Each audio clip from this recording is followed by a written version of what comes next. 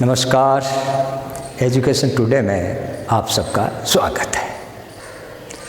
हम बहुत सीधे सीधे वाक्य लेकर के इंग्लिश बनाना सीख रहे हैं और इसी संदर्भ में हमने एक्टिव से पैसिव बनाने के सारे नियम किए।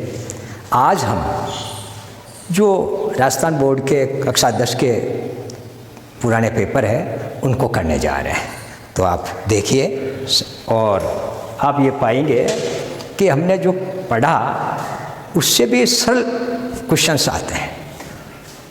अब देखिए सन 2020 के अंदर जो आया है, चिल्ड्रन आर फ्लाइंग काइट्स, बच्चे पतंग उड़ा रहे हैं। और दूसरा है the police has arrested the thief, police ने सिपाही को अरेस्ट कर लिया है। तो ये दो वाक्य आएंगे और एक एक नंबर के हैं, कुल मिलाकर के 2 नंबर के आएंगे। 2 क्वेश्चन आएंगे और एक एक करके 2 नंबर का ये आएगा। क्वेश्चन नंबर ये 16वां है आपके पेपर में। तो अब पहले को देखते हैं, चिल्ड्रन आर फ्लाइंग काइट्स। तो सबसे पहले हमें ये सोचना है कि सब्जेक्ट तो क्या है। तो ये देखो हेल्पिंग वर्ब के पहले है सो सब्जेक्ट है, तो चिल्ड्रन सब्जेक्ट हो गया और वर्ब के तुरंत बाद में ऑब्जेक्ट है, ये हो गया। अब देखो काइट्स तो खुद ने लिख रखा है, हमें लिखने की जरूरत नहीं। उधर से ऑब्जेक्ट उठाया, कभी बीच में एक शब्द दे देते हैं, कभी अंत में दे देते हैं। तो जो शब्द दे दिया है उस आधार पे बाकी का शेष बचा हुआ हमें करना है। तो ऑब्जेक्ट का सब्जेक्ट बना करके काइट्स तो पहले लिख दिया गया है। और अब हम सोचते हैं कि हेल्पिंग वर्ब आनी चाहिए, आर है। इज़, एम, आर जब भी आवे तो बीइंग और लगता है, तो काइट्स भी बहुवचन है, इसलिए काइट्स आर बीइंग। अब फ्लाई की थर्ड फॉर्म फ्लाइंग, तो फ्लॉन। अब बाय चिल्ड्रन,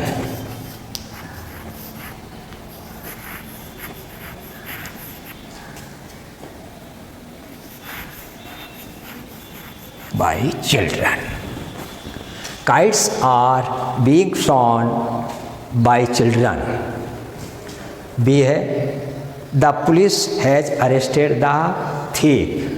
तो हम देखते हैं कि अरेस्ट वर्ब है, हैज हेल्पिंग वर्ब है और इसके पहले ये सब्जेक्ट द पुलिस और ऑब्जेक्ट द थीफ। तो पहले अपन द थीफ को लेंगे, द थीफ। अब हैज़ हैव और हेड होता है तो बीन लगता है। The thief has been, verb की third form.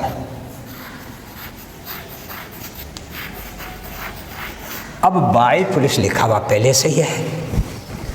The thief has been arrested by the police. अब 2019 में प्रतिमा लॉस्ट हर न्यू मोबाइल, प्रतिमा ने अपना नया मोबाइल खो दिया। अब ये सब्जेक्ट प्रतिमा है, ये ऑब्जेक्ट बनेगा, ये पहले से लिखा हुआ है बाय प्रतिमा, बाकी काम हमको करना है। तो ऑब्जेक्ट क्या है, मोबाइल, तो सबसे पहले अपन लेंगे mobile.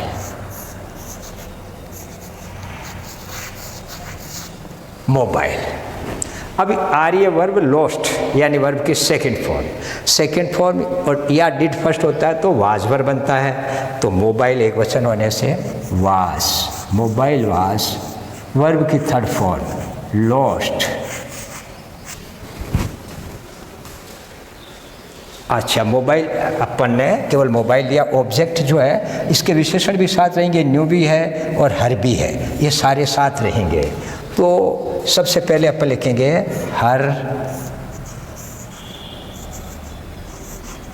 New mobile was lost by Pratima. Be देखिए, दे विल थैंक अस, तो इसके अंदर सब्जेक्ट तो दे है और ऑब्जेक्ट अस है। अस का सब्जेक्ट बनाया तो भी बन गया, पहले से लिखा हुआ है। अब हमें हेल्पिंग वर्ब चाहिए, तो आगे विल मॉडल है, तो जब भी मॉडल कोई भी आता है तो बी लगता है। और वी के साथ अगर सेल लगा दे तो थोड़ा अच्छा माना जाएगा, वी सेल, और be, we shall be, thanked.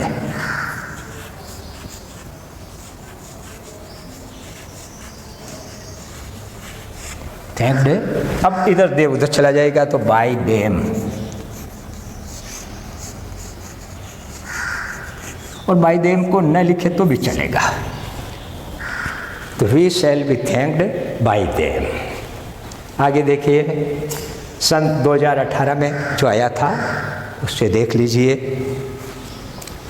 They found him guilty of murder, उन्होंने उसे मर्डर का दोषी पाया।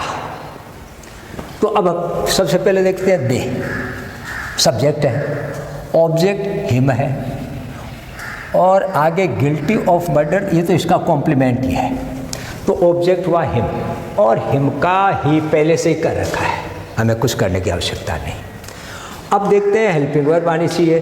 फाउंड वर्ब की सेकंड फॉर्म है, सेकंड होती है तो वाज या वर आता है, तो he was found, he was found, you guilty of murder यूँ का ही आ जाएगा, और बाय देम लिखने की आवश्यकता नहीं है, क्योंकि ये बाय देम जनसाधारण के लिए है, कोई निश्चितता नहीं है, इसलिए बाय देम हम नहीं लिखेंगे। तो he was found guilty of murder. Be देखो, please hang this picture on the wall, कृपया इस खूंटी को दीवार के लगा दो। तो हमने पढ़ा कि प्लीज़ सब जब भी आता है तो यू आर रिक्वेस्टेड आता है, लिख रखा है पहले से, यू आर रिक्वेस्टेड और टू लगा दो, और उसके बाद प्लीज़ शब्द हट गया, और बाकी जो का त्यों लिखेंगे, कोई शब्द छोड़ना न परिवर्तन करना है। To hang this picture on the wall. You are requested to hang this picture on the wall. 2017 का देखो, मिस्टर शर्मा टीचेज अस इंग्लिश, मिस्टर शर्मा हमें अंग्रेजी पढ़ाते हैं। तो इसमें हम देखते हैं कि सब्जेक्ट तो मिस्टर शर्मा है, टीचेज वर्ब है, और ऑब्जेक्ट दो है, अस और इंग्लिश। हम किसी एक को पहले ले सकते हैं दोनों में से, लेकिन पहले से ही वी किया हुआ है, इसलिए हम जो दिया हुआ है उसी आधार पर करेंगे, यानी कि अपने मन से पहले इंग्लिश को लेके कर लें, जो दिया हुआ है उसी का करेंगे। तो वी, उसके बाद में टीचर्स वर्ब की फर्स्ट फॉर्म के एस लगा हुआ है, तो helping verb is, am, are में से वी के साथ होगा आर, वी आर। अब वर्ब की third form TAUGST, we are taught. शेष बचा हुआ ऑब्जेक्ट इंग्लिश। अब सब्जेक्ट का उधर ऑब्जेक्ट बनेगा by mister Sharma, by mister Sharma. We are taught English by mister Sharma. तो एक ध्यान रखेंगे, दो ऑब्जेक्ट हैं, किसी एक को हम ला सकते हैं, लेकिन पहले से ही वी किया हुआ है, इसलिए इंग्लिश को नहीं लाएंगे, यही करेंगे।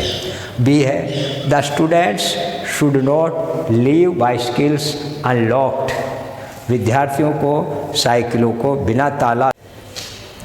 तो देखते हैं, सब्जेक्ट तो है स्टूडेंट्स, और should not helping verb model से, और लीव मेन वर्ब, इसके तुरंत बाद में बाइसिकल्स ये ऑब्जेक्ट है, और अनलॉक्ड बाइसिकल्स का ही विशेषण है।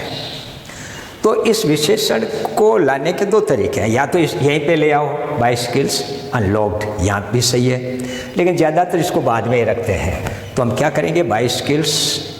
अब हमको हेल्पिंग वर्ब चाहिए, तो शुड यानी मॉडल, मॉडल का मतलब भी लगाना है, तो bicycles should not be, should not be लगा दिया। अब वर्ब की थर्ड फॉर्म लीव का लेफ्ट, लेफ्ट। अब अनलॉक को यहाँ पे ले आवे,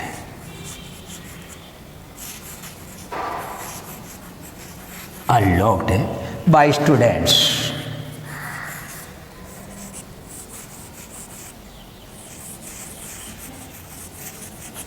बाय स्टूडेंट्स, तो by skills should not be left unlocked by students. तो इस प्रकार अपन ने देखा कि जो एग्ज़ाम के अंदर जो लास्ट प्रीवियस वर्ष के जो पेपर्स आए हैं उस आधार पे बड़ा सरल आता है। तो आप इनका अभ्यास कीजिए और बार बार अभ्यास करेंगे तभी अच्छा आएगा। आप इस चैनल को सब्सक्राइब अवश्य करें। धन्यवाद।